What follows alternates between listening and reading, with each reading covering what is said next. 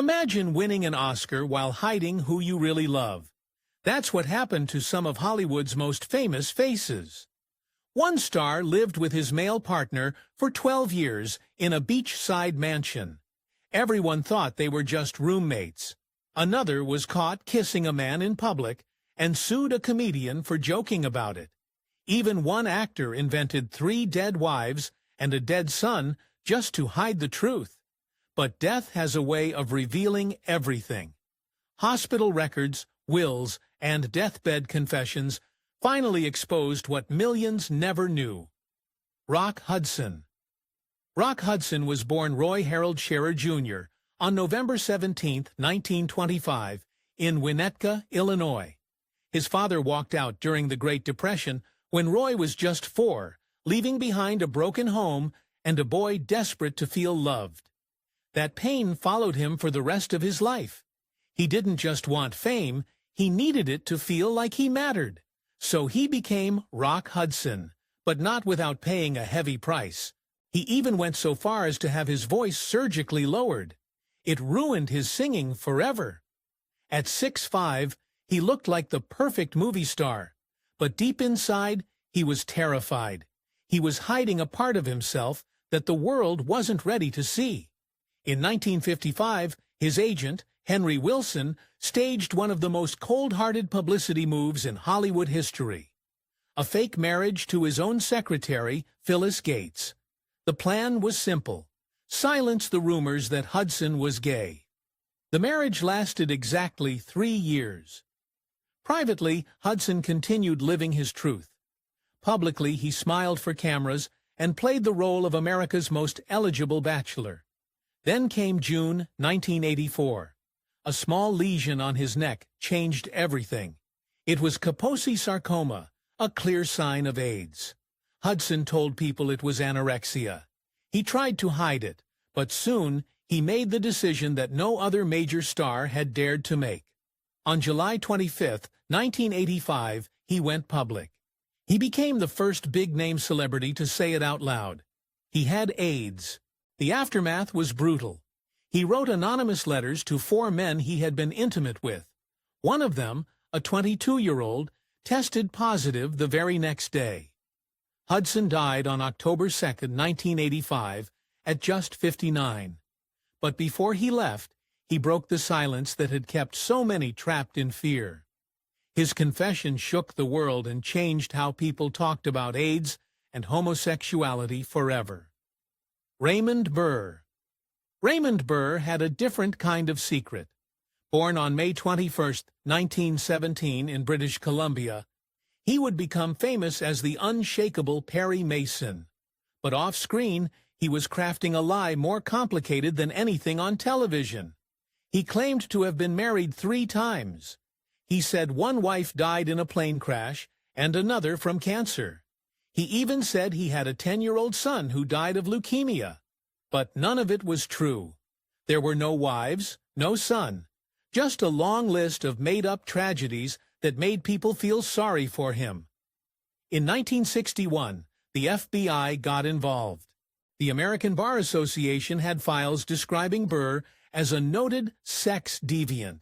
That's when Burr invented yet another fake wife named Laura Andrina Morgan, also conveniently dead of cancer.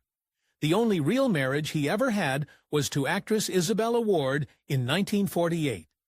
It ended quickly, and she later said she never heard a single word about his supposed wives or his son. But the truth wasn't ugly, it was quiet and deeply human. In 1960, Burr met Robert Benavides on the set of Perry Mason. Benavides was 17 years younger and a Korean War veteran. What started as a friendship turned into a partnership that lasted 33 years. They bought a vineyard, ran an orchid nursery, and built a quiet life together in California's Dry Creek Valley. Burr never said it out loud in public, but behind closed doors, he called Robert his husband.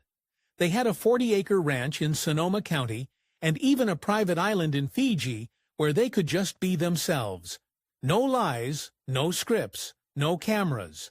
When Burr died of liver cancer on September 12, 1993, at age 76, Robert was right there beside him. And in one final act of honesty, Burr left his entire 32 million estate to the man he loved. It was his way of telling the world at last the truth he never could while he was alive. Cary Grant. Cary Grant was the picture of elegance, charming smile, polished accent, always dressed sharp. But behind the Hollywood image was a secret that insiders whispered about for years. From 1932 to around 1944, he shared a home with another actor, Randolph Scott. Not just any home, a 5,530-square-foot beachside chateau once built for silent film star Norma Talmadge. The two lived together on and off for over a decade, and their arrangement became one of the most talked-about mysteries in Hollywood. They weren't just splitting rent. People close to them described something much deeper. Actor Richard Blackwell said they were madly in love. A celebrity photographer claimed to have slept with both men, and a notorious Hollywood pimp, Scotty Bowers, said he personally arranged encounters for them. But the most shocking part came years later. In the 1970s, Grant supposedly told a friend that meeting Scott felt like love at first sight. He even described his own sexuality as something that shifted over time.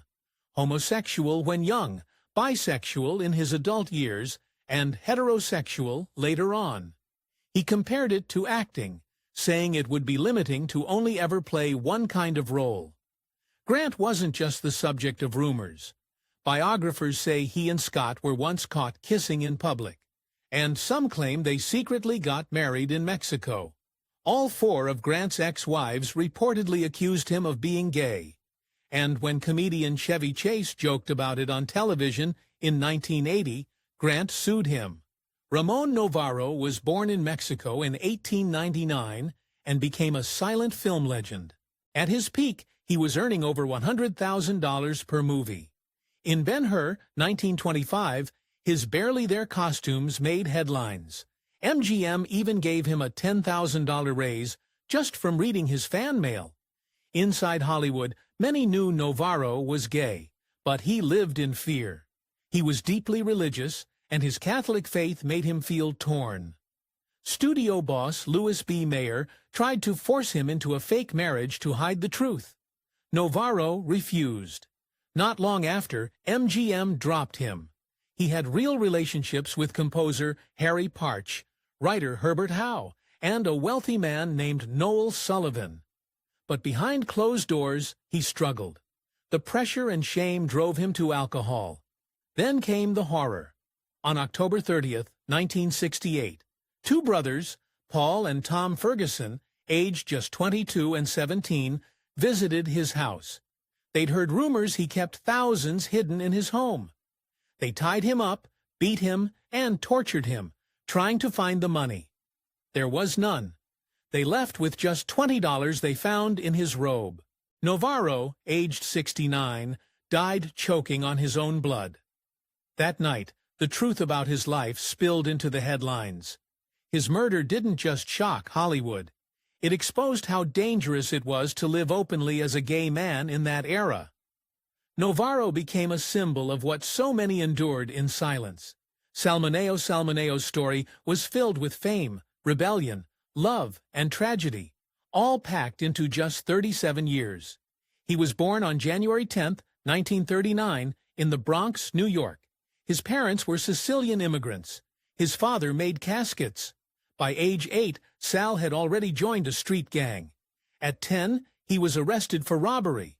The court gave him a choice: go to juvenile detention or start professional acting school. That decision changed his life. By 1955, he was a star. He played Plato in Rebel Without a Cause, a shy, troubled teenager who was clearly in love with James Dean's character. It was the first time an openly gay teen character appeared in a major Hollywood film. And the truth behind the scenes made it even more powerful. James Dean, Salmoneo, and director Nicholas Ray were all bisexual. Sal didn't hide from that truth. In a 1972 interview, he admitted he was bisexual. He spoke openly about loving both men and women. That kind of honesty was nearly unheard of in Hollywood at the time. He had a long relationship with actress Jill Haworth. Some people called her his beard, suggesting she was just there to cover up his sexuality. But their bond was real, even if people didn't believe it. His biggest career moment came with the film Exodus in 1960. He played a Holocaust survivor named Dov Landau. The role earned him a Golden Globe and his second Oscar nomination. But after that, the offers started slowing down. Hollywood didn't know what to do with him. Instead of chasing big roles, Sal turned to the stage. He directed and starred in Fortune and Man's Eyes, a bold play with LGBTQ themes. It ran successfully in both New York and Los Angeles. By the mid-1970s, it looked like he was finally making a comeback. He landed a part in the play P.S. Your Cat is Dead and was excited about acting again. But on February 12, 1976, everything ended. Sal had just come home from rehearsal around 10:02 p.m. As he got out of his car in the parking area behind his apartment in West Hollywood, someone attacked him. He was stabbed in the heart. His neighbor, Raymond Evans, saw him bleeding and tried to help. Sal managed to take a few steps before collapsing. He died at 11:55 p.m. He had only $20 in his pocket. He was just 37 years old. Police arrested Lionel Ray Williams, a 17-year-old pizza delivery man, for the murder. He was convicted in 1979, not just for Sal's killing, but for 10 other robberies. He was sentenced to 51 years, but questions still remain. Williams always denied he killed Sal. His wife said he came home that night with blood on his shirt, and corrections officers said he confessed while in prison. Still, in 2024, a documentary called Unseen Innocence argued that he was wrongly convicted. Sal Mineo was buried on February 17, 1976, at Gate of Heaven Cemetery in Hawthorne, New York. James Dean looked like the perfect Hollywood rebel. Cool, handsome, mysterious. But behind that image was a secret that nearly ended his career before it even started. Just days before East of Eden made him a star, Dean was being blackmailed by a former male lover. He was only 24. It all started in 1951, when Dean was broke and working as a parking valet in Hollywood. That's when he met Rogers Brackett, a 35-year-old advertising executive with deep ties in the entertainment world. Brackett offered Dean a place to stay. Within weeks, the young actor had moved in. It wasn't just a helping hand, it was a full-blown relationship. Brackett helped Dean meet powerful people in film and radio. That's how the Indiana farm boy got his first real shot in Hollywood. But things between them were rocky. Brackett later said Dean acted like a spoiled child, always causing drama just for attention. Dean, on the other hand, felt trapped. It was his first time being with a man, and it made him uncomfortable. He said Brackett wasn't acting like a partner. He was acting like a controlling father. The tension built until they finally split around 1953. Dean thought it was over. Then, in 1955, just as East of Eden was about to premiere, Brackett came back, this time demanding money. He wanted $800, which would be around $10,000 today. He claimed it covered everything he spent on Dean: rent, clothes, food, travel. Back then, the average man in America made about $3,400 a year, so $800 was no small threat. Dean was terrified. Warner Brothers stepped in and reportedly paid Brackett a secret finder's fee just to make the problem go away. Dean's sexuality was always a question mark. When people asked him about it, he didn't deny anything outright. He once said, "No, I am not a homosexual, but I'm also not going to go through life with one hand tied behind my back." That one sentence said a lot. He wasn't hiding, but he wasn't explaining either. Over the years, there were whispers of other relationships. His roommate, William Bast, who later became his biographer, was reportedly more than just a friend. Some said Dean was also involved with director Bob Stevens. There were even rumors about him and Marlon Brando. The director of Rebel Without a Cause, Nicholas Ray, once said it plainly. James Dean was not straight, he was not gay, he was bisexual. Marlon Brando. Marlon Brando didn't just change acting. He shattered every rule Hollywood tried to follow. But behind that raw talent and those 2 Oscars was a life tangled in desire, secrecy, and scandal. Brando didn't hide who he was. In 1976, he told a French reporter, "Like a large number of men, I too have had homosexual experiences, and I am not ashamed." That was decades before such honesty was common in Hollywood. His first known relationship with a man began in 1947, during the Broadway run of A Streetcar Named Desire. While playing Stanley Kowalski, he became obsessed with a fellow actor named Sandy Campbell, who only had a small part in the show. Writer Truman Capote later revealed that both Brando and Campbell admitted to sleeping together. When asked why he slept with men, Brando once shrugged and said, "I just thought I was doing them a favor." The list of men tied to Brando reads like a cultural time capsule. Music producer Quincy Jones and Richard Pryor's widow both confirmed that Brando and Pryor had an affair. Jennifer Lee, Pryor's wife, joked about it. It was the 70s. Drugs were still good, especially Quaaludes. If you did enough cocaine, you'd fucks to Radiator and send it flowers in the morning. Then came rumors of Brando and Marvin Gaye and James Baldwin. And even more from Darwin Porter's explosive 2005 biography, Brando Unzip, which claimed Brando had flings with Montgomery Clift, Cary Grant, Rock Hudson, Burt Lancaster, and Leonard Bernstein. One story said that while staying at Vivien Leigh and Laurence Olivier's house, he would sleep with Vivien one night and Laurence the next. But nothing was as strange or as dark as his alleged relationship with James Dean. Darwin Porter described it as long and tortured, even abusive. Dean reportedly followed Brando around, copied his fashion, and craved his attention. But Brando pushed him away. When asked later, he dismissed Dean coldly. "No, Dean was never a friend of mine." Brando's view on sex was bold. Even for today, biographer Susan Mizrucci said his addiction to sex blended into his deepest friendships. One of the things he was clear and open about was that he slept with men now and then. She said, his sex addiction was so intense and his friendships so close that they would run into the erotic Anthony Perkins. Anthony Perkins looked like the perfect Hollywood leading man. Born in 1932, he became the face of Paramount Studios, the last true matinee idol they would invest in. And they invested big, $15 million, but behind the charm and fame was a man at war with himself, forced to hide his truth just to survive in an industry that punished difference. In the late 1950s, Perkins fell in love, not with a starlet, but with fellow actor Tab Hunter. Their relationship lasted 3 years, from 1956 to 1959, and it was intense, real, and completely forbidden.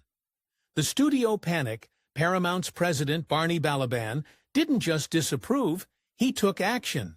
He pressured Perkins into conversion therapy and told him to stay away from Hunter. But Perkins refused to lie. When Balaban confronted him about being seen in public with Hunter, Perkins simply replied, "But I love him," and walked out. It didn't stop there.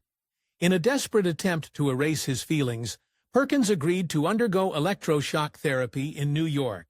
His therapist, Mildred Newman, was known for her best-selling book, How to Be Your Own Best Friend. But instead of helping him accept himself, she pushed him toward women. It worked on the surface. On August 9, 1973, he married photographer Barry Berenson. She was already 3 months pregnant.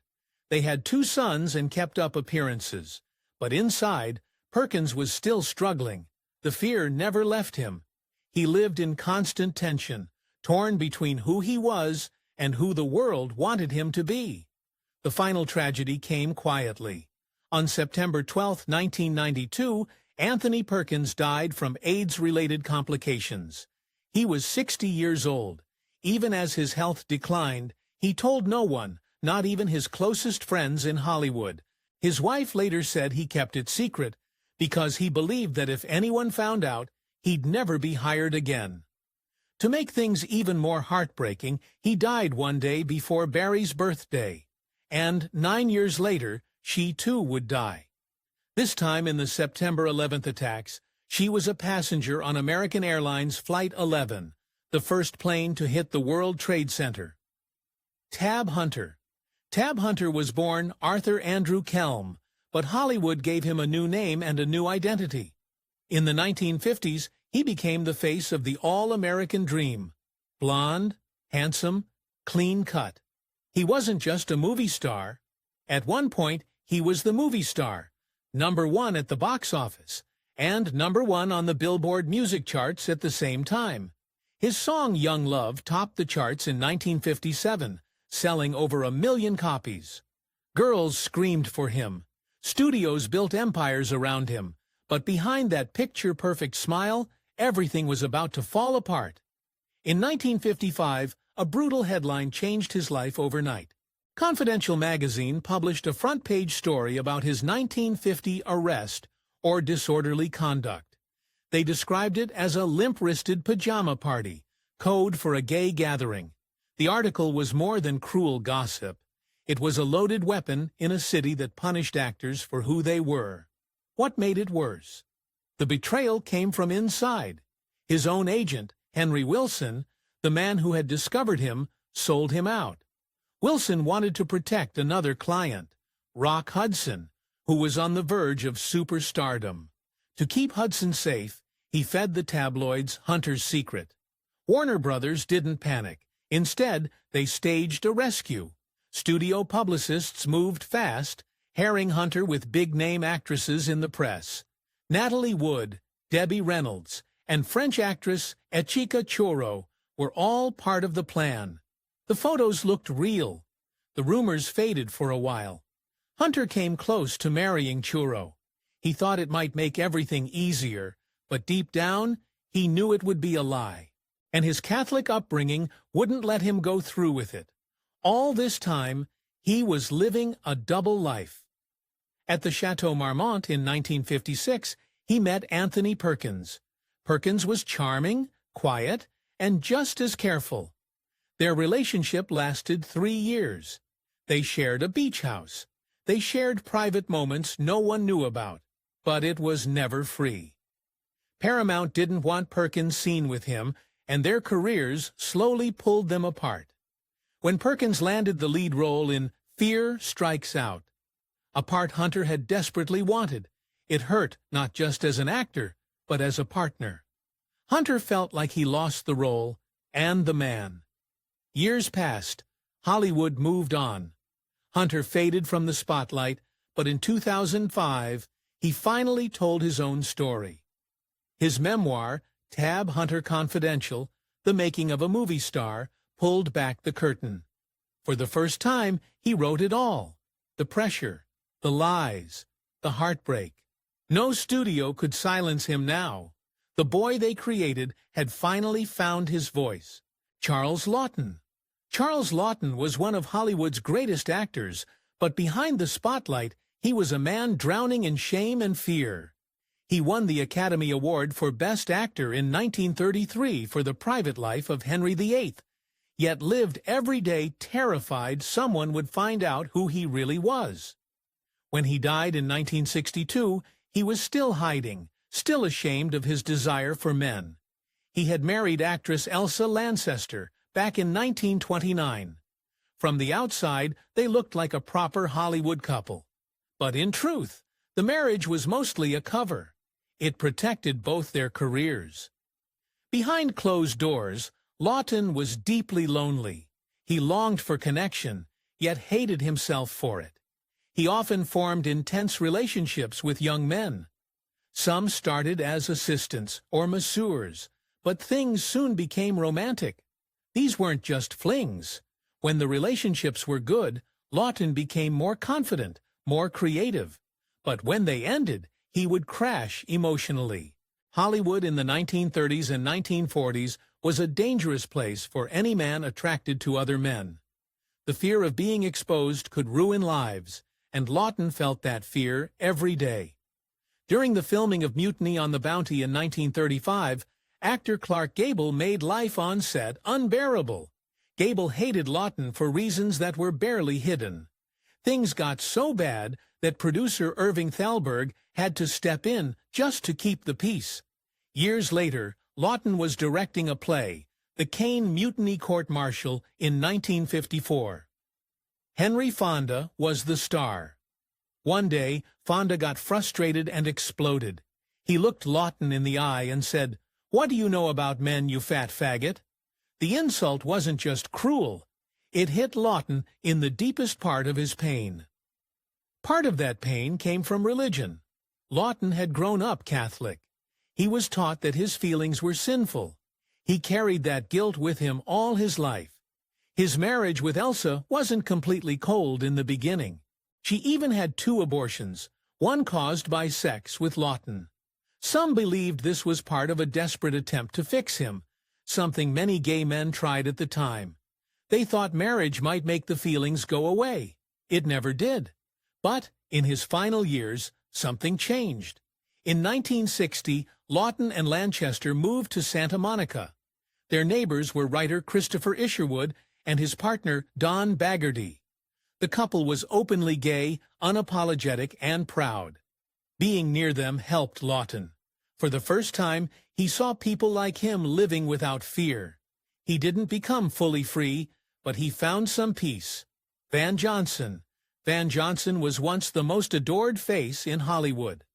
By the end of 1944, he was getting over 8,000 fan letters a week, more than any other star in America.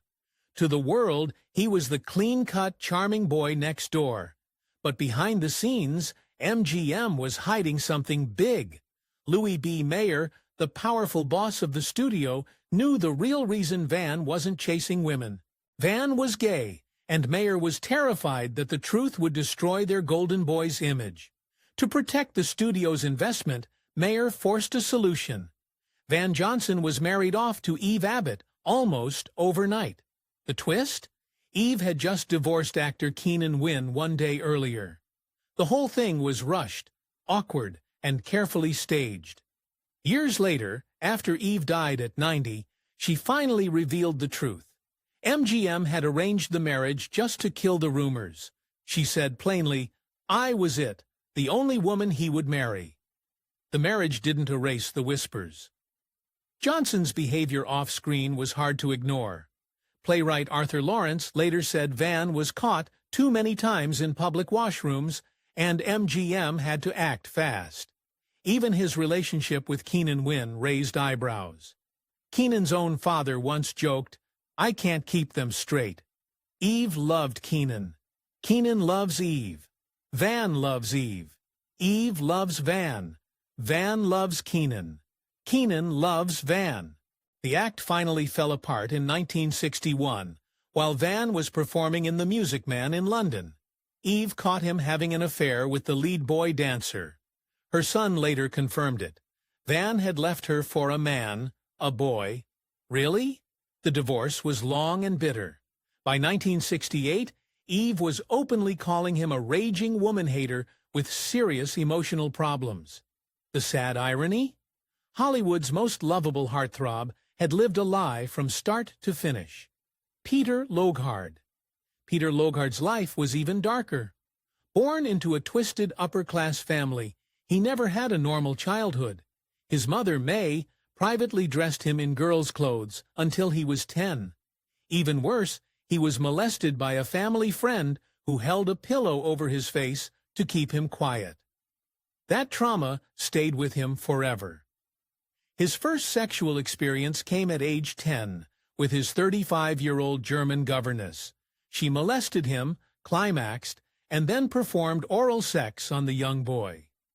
That warped experience shaped the rest of his life. As a teen, he developed a crush on Errol Flynn after seeing him passed out naked. And later, he lost his virginity to Judy Garland. His sexuality was tangled, painful, and confusing. But the betrayal that hurt the most came from his own mother. Out of jealousy and spite, May tried to destroy his career by telling Louis B. Mayer that her son was gay. She knew Mayer hated homosexuals. She weaponized that fact just to punish Peter. It worked.